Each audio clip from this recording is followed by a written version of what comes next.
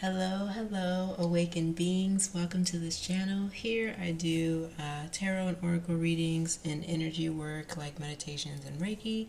Ultimately, I'm just here to support you on your spiritual journey. So thank you for being here. And if that sounds interesting, stay tuned for this video and check out any other content on the channel that might resonate with you. All right. This reading is going to be if you are feeling stagnant or stuck in some way, what is some advice to help you start moving forward, okay? So I'm going to go ahead and start shuffling. Usually I get some messages while shuffling, so I'm going to record that part. If I don't get anything, then you might get a time skip. All right.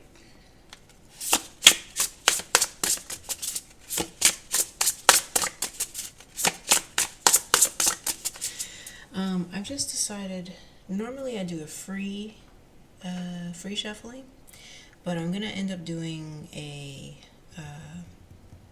I forgot what, a spread. So I'm gonna do where you're currently at and the barrier and then the advice. Okay, so let's do that.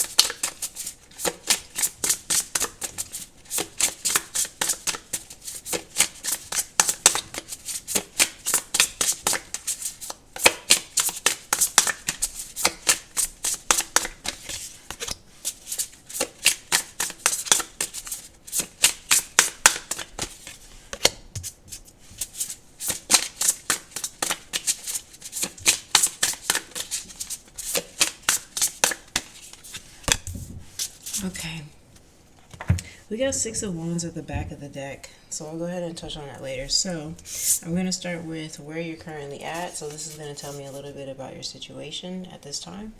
Then I'm going to go into the barrier or obstacle, and then we'll get into some advice, okay? So we got Six of Swords as where you're currently at. So it feels like you're in a transitionary period. The Six of Swords is, I feel like you're trying to be optimistic about something, or you're doing some sort of mindset shift. You could be kind of like going through the process of grief. And Six of Swords is a good card. Like, you know, it's one of those cards where it's like, hey, there's a rainbow at the end of the road, or a light at the end of the tunnel type of card. So I do get this sense that you could be experiencing some sort of grief. It doesn't have to be that, but I feel like for somebody here it is grief. And that could have to deal with a loss of anything. It doesn't have to be a person. It could be, or it doesn't have to be a person or a pet. It could just be like a loss of a job, a loss of an item, a loss of a friend, a loss of maybe like feeling like you losing yourself in a way as well. That's heavy for somebody. You might be feeling confused about who you are, or things that you used to enjoy, or like, you know, what's next for you. So this kind of feels almost like an internal conflict for most of you here. But I do get this energy of grief. And I feel that because grief isn't a linear healing cycle. Some days you feel good, some days you don't. And then, you know, it's one of those take two steps forward, one step back type of thing. And so, yeah, I just feel like with the Six of Swords, you know, the light is on, you're moving forward, you're moving from murky waters, but it is something that's still impacting you, and you're trying to figure out, like, how do I leave this completely? Like, I don't want to be attached to this, I don't want to feel this, I don't want to experience this anymore. So how do I just cut that all the way out, is what I'm getting. Okay, so the obstacle here, and actually, hold on, let's get a little bit more about your current situation, just to make sure that it resonates, or that it's ringing true for whoever needs to hear it.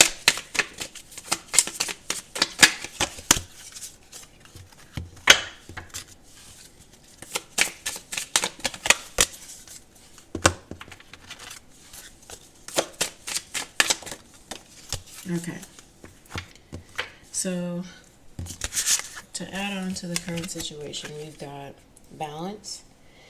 Okay, this could be a work-life balance, but it could also just be like, how do you balance yourself? Like, how do you stay true to yourself amongst others or like other situations. Um, this is something that was coming up for me earlier. I get into customer service mode, and I'm like, well, there's nothing wrong with that. Code switching, essentially, right? You code switch when you're in certain environments to be professional or to be understood and things like that, right? And so I was kind of having this internal conflict of like, how do I turn that off, or how do I know when I'm actually being myself, or when some of this customer service stuff is coming into my like regular self. So I feel like somebody here is having that sort of conflict as well, where it's like, how do I know where I start and where I end, type of thing. Okay. We also got trust your path here. It says, if you knew you would be supported, what would you do? Okay. I do feel like somebody here is unhappy in their environment. I'm getting that from this balance card, and also with the Six of Swords. Especially with, this is the previous environment, right? It's all this rocky area, and they're kind of moving through it. And if you look at the way the card is designed, it's almost like, how did they even get through it, right? So this situation or this environment is so like constricted. It feels very constricted and confined. So I do get the sense that you might be in an environment or a situation or role where you feel like you can't fully be yourself, because maybe you have to be professional, or maybe you have to be the leader, or maybe you have to be the bigger person, or something like that. So yeah. So I get this sense with the trust your path card that yeah, you're ready for a new beginning. You want something different that allows you to be more yourself. Okay? What else? Divine timing. The divine brings things in the timing that we need. Nothing comes before we're prepared, nor leaves too early. May I always trust your perfect and holy timing, dear Lord. Okay?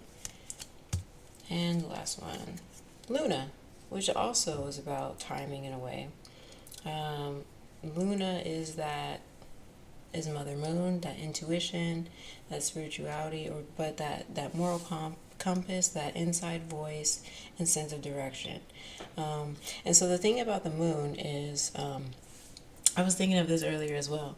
So when somebody has a birthday, some people say happy birthday, and some people say happy like solar return. And so the months that we follow is basically, when we follow the sun, that is the masculine, and following the moon is the feminine. And so basically, the sun is predictable. Like, it spends like the same amount of time in each zodiac sign. And so that's why when you can look up your zodiac, it's like, oh, from this date to this date, it's consistent. The moon, she moves and she takes her time through each sign. What I'm saying is, I'm just emphasizing the whole aspect of intuition, okay? So you're not moving, if you're moving like the sun, the masculine, it's very direct and it's on like a routine, a schedule. If you're moving like the moon, it's a little bit more soft, gentle, intuitive, okay? Not routine. There's a little bit of routine, but it's more so not as intuition. And especially if you, okay, I'm gonna say it, but like if you think about the woman's cycle, right? You know that on average she's gonna come 1 week out of the month, and you can kind of speculate on which day that is, but sometimes it can be a day early or a day later, or whatever, depending. But basically the sun doesn't do that. The sun isn't late or early, right? That's what I'm trying to say. Like, this kind of pairs with the divine timing, right? Of kind of moving on an intuitive clock versus the time clock that we go on in the world, because the time clock is man-made. It's it only exists because we agree that it exists. And so that's why when we have daylight savings time, we can just be like, okay, we all turn our clocks at this time, so that's what the time we're going off of. Okay, everybody turn your clocks to this time, that's the time we're going off of, right? Yeah, the moon doesn't do that. So anyways, I hope that makes sense. But ultimately, I'm just trying to say, hey, Emphasize divine timing, moving intuitively. Okay. And so that kind of pairs with this and this, because it's like, I know you're wanting to change your situation and move ahead and get out of that, but also there are like pieces that need to move together to get you where you want to go, right? So like certain doors need to open up. This person needs to go here and write this letter first, and then you receive the letter, and then it's almost like this chain reaction thing, right? So it's like things need to be in place. So if you're wondering like why what's taking so long, why can't I feel like there's like this some sort of chain reaction and just like these other moving parts. Okay, anyway, let's look at the challenge. Eight of Swords. All right, the Eight of Swords, honestly, it's almost like, okay, hey, you want to get out of this situation, you want to move to calmer waters, but it's like, what actions have you taken to do that, like respectfully? So like Eight of Swords is somebody who's kind of like barricaded in their own like comfort zone. Like this to me is the comfort zone. This is somebody who's like, hey, it's safe here because I've been here for X amount of time, and so I know it's safe. It's not unpredictable. I'm safe. I'm comfortable. But it's like, okay, you're not comfortable because something is not balancing out to making you like contributing to your peace. Like you don't feel completely peaceful in the space that you're at currently, right? And so the Eight of Swords is kind of like somebody who is, it does have to deal with the mindset a little bit, and beliefs. Honestly, beliefs are so powerful. So honestly, I would explore.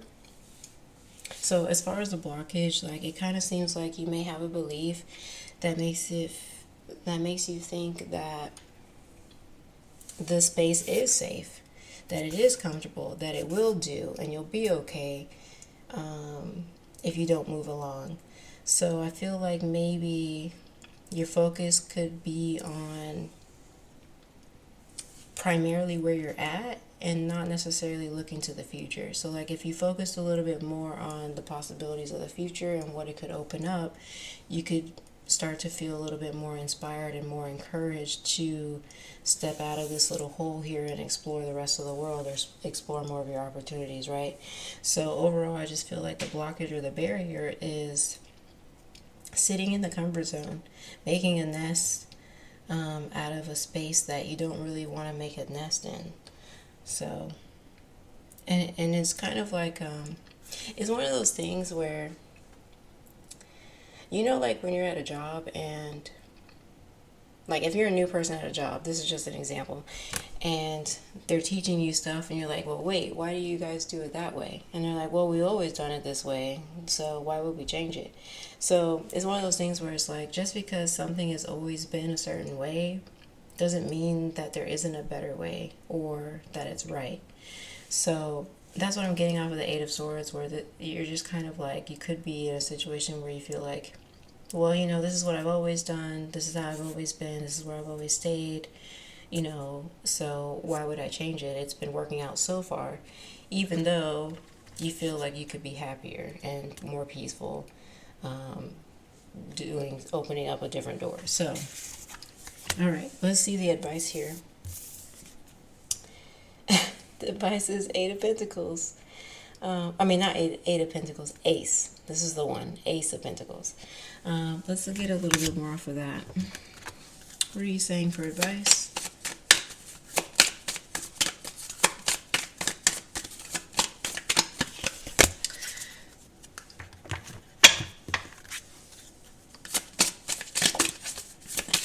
Whoa.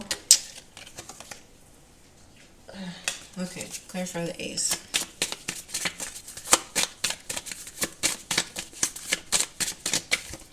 There's a song coming through. It's by Dev, D-E-V, called Fireball. I don't know if it means anything because I can't really fully think of the lyrics. Go ahead.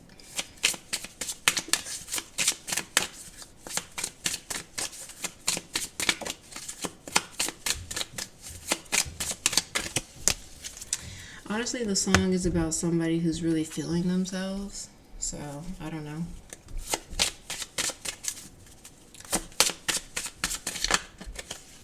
Very confident about themselves.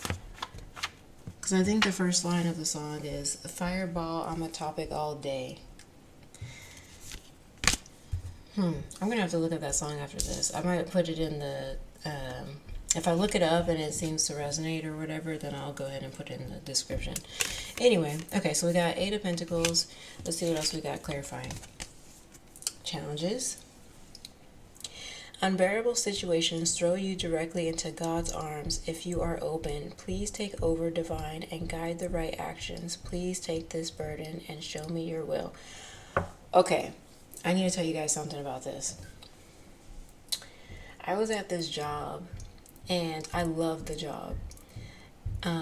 But the supervisor was really getting on my freaking nerves. And there was just like this month or 2 months, there was a period of time where we were really butting heads, like just constantly butting heads. And, you know, I seek insight and advice through tarot and stuff. And really what I was understanding is that this person was a catalyst for me to be motivated to leave, to change, to do something different. So with this challenges card, it says, unbearable situations throw you directly into God's arms if you are open. So I'm sharing that to say, if that person did not challenge me and upset me and really just get on my freaking nerves, there would have been no reason for me to leave or to be motivated to do something different. Okay, so this challenge card is coming up like, hey, whatever obstacle or situation that is kind of like is a challenge for you, it's motivating, it's motivation. You can use it as motivation to explore different options. Okay, we also have the expansion card here, right? So what else we got? And that's really important because with this Ace of Swords, the Ace of Swords is on the typical card. It's somebody who's blindfolded and with their hands tied behind their back, and so they could feel like they don't have any power or any say or just no direction. They don't know what to do, and so.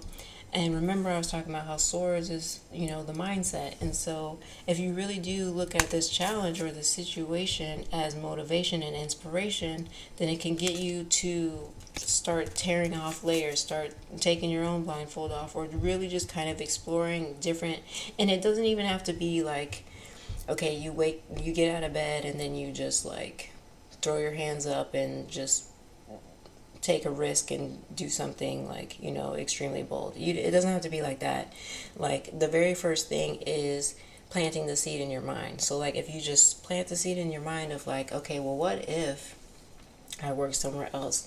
What if I took more time for myself? What if I stated my needs? What if, you know, just like whatever. Just let it start as a what if, to where it opens your mind to that possibility, and then you can start nurturing it. Okay, you can start nurturing it and following, well, what if, and then you follow that and explore, research, you know, whatever else, like whatever that path or that, you know, that thought path takes you. Okay. The ever unfolding rose, cracked open, it's happening for you, not to you. Yeah, this is what I'm saying. Like if you're sitting in a situation or a challenge and you're like, man, just people hate me and this is the worst thing ever and there's nothing I can do about this, you know, if you're like that, then it's very like, it's not very empowering, right? But if you shift it to be like, okay, this is happening for me, I can do something with this. What can this inspire me to do? How can I take control of this situation, right? If you have more assertive thinking or empowered thinking, then that's where you can start thinking of possibilities for expansion. Like, how can you take the situation and turn it on its head, right? How can you take your power back? So let's see. And another thing I wanted to say with this, where it says it's happening for you, not to you. when we think that things are happening to us, then we can slip into a victim mindset, and victims are not really empowered, like respectfully. It's a mindset. Let me rephrase that. Sorry about that. Let me not say victims are not empowered. What I mean is the mindset of a victim. Okay, so I want to make the distinction between a person and bring it back to the mindset. Okay, because I don't want to talk about anybody in particular.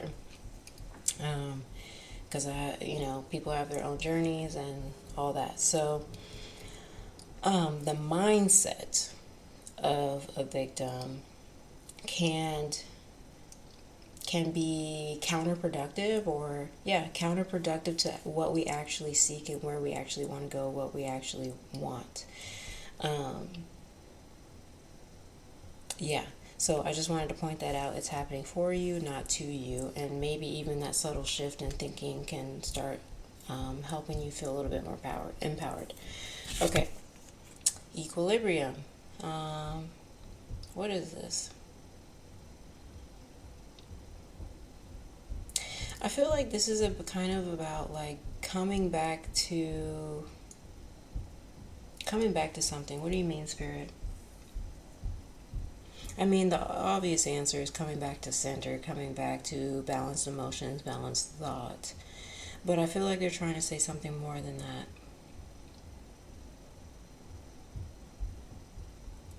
I think it's more about calling in your power, because the Eight of Swords is somebody who genuinely just is out of options. They feel like they don't have options and that there's only one way but to stay in this one thing. So Spirit, come on. How do they come back to balance? What else can you tell us? Recovery. You got recovery.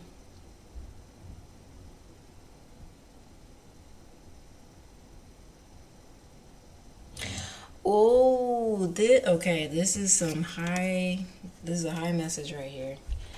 Okay, so remember I was starting to say the equilibrium was saying come back to something, and then we've got recovery. And so I feel like it's more about remembering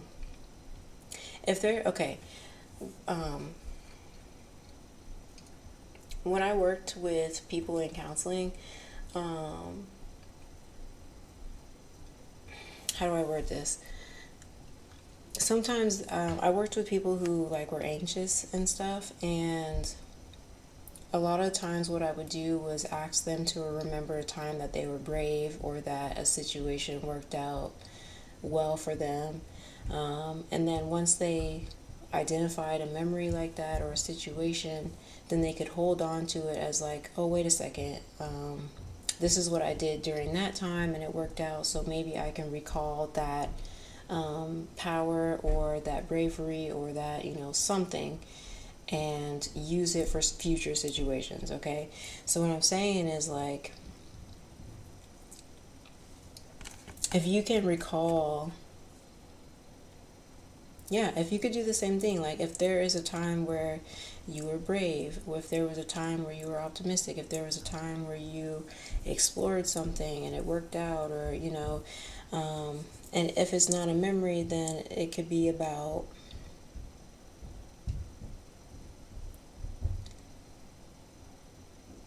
another way that you could recover that. So it could be if you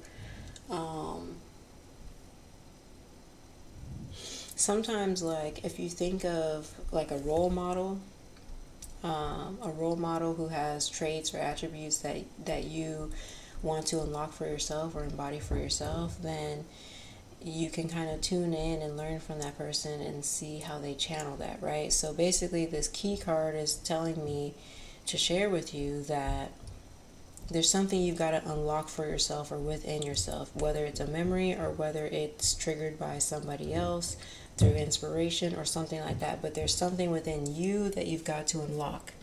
And that's going to help you return back to center, return back from this state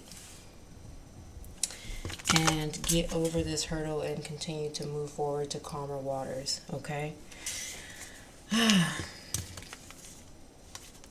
For those whose that message was for, it'll resonate. All right, you'll know if it's for you. The last thing I want to share with you guys is the energy at the back of the deck, which we have the Six of Wands. 1 second. Okay. We have Six of Wands, and then we also have Four of Wands under that. And it's such a beautiful card, I'm going to show both. So we have the Six of Wands at the back of the deck, and I really just kind of see you. First of all, look at the energy here. We've got a white horse, and we've got a person in red, okay? And so what this tells me, so the Six of Wands is the card of victory. It's a card of putting the work in and receiving what you're owed, being acknowledged, being appreciated, and really just being highlighted. And conquering too. So like I said, victory. But I'm really drawn to the fact that this horse is white. So I definitely feel like energy clearing, optimism coming in, like possibilities, like things opening up, along with this energy of red. So if you're willing to be bold, if you're willing to nurture your confidence and, what's another word? Bold is the biggest word, but I feel like there was another one on the tip of my tongue. But anyways, if you nurture your boldness, I feel like this white energy of the horse is really just kind of like, it'll lead you to where you want to go. Four of Wands. Four of Wands is union, alignment. It also feels like a little bit of a fairy tale. Sometimes the Four of Wands can indicate marriage. I'm not getting that in this reading, but I bring that up because when you think of marriage, it's like this union of like bright white energy, people coming together, building a household. And so on this card, we have a house, in fact. So I'm just feeling like this person, if they're willing to be bold, it'll lead them to a new structure that they desire or that is satisfying for them. Can you, like, hold on, let me show you the difference. Y'all have this Eight of Swords where this person is like living in their own like little tree hub, and then you got this beautiful magical house with all the lights are on, there's flowers around, it's just this way different energy. So I just feel like being bold will lead you into an opportunity for being bold and being confident. Will lead you into an opportunity to create a new structure, or for one that's a little bit more desirable. Like, honestly, where would you rather be at? I mean, honestly, respectfully. So I don't know. I want to leave you guys with like a parting affirmation. So let's do that real quick. And also, hold on. Spirit, do you want to say one more thing? How can they open a new door? How can they open a new door?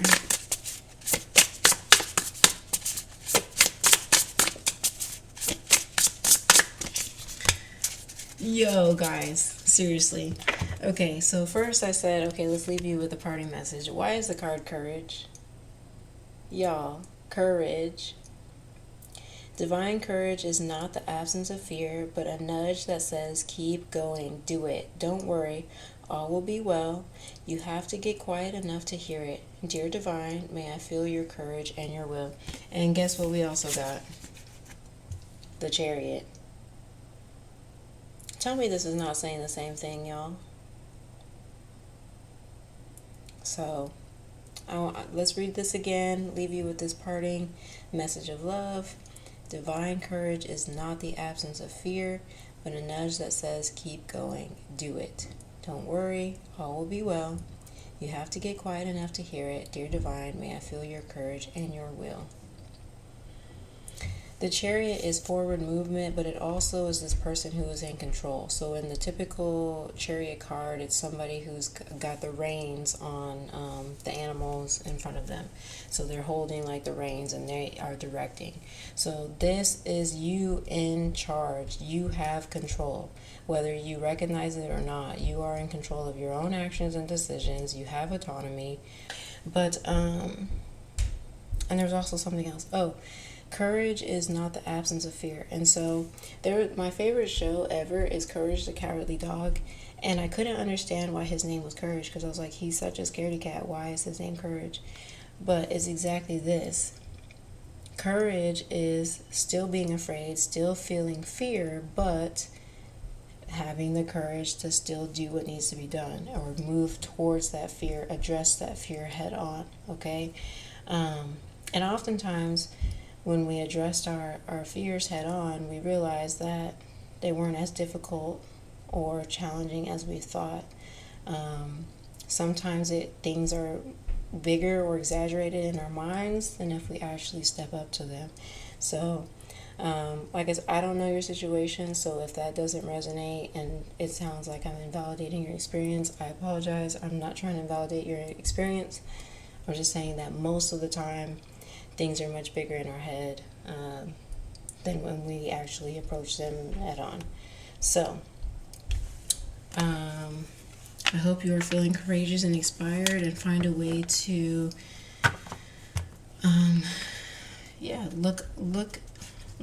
use your situation to grab control, take control, and explore different options and be motivated and inspired by your situation. Okay. Thank you for tuning in. Take care. Blessings. Ashe.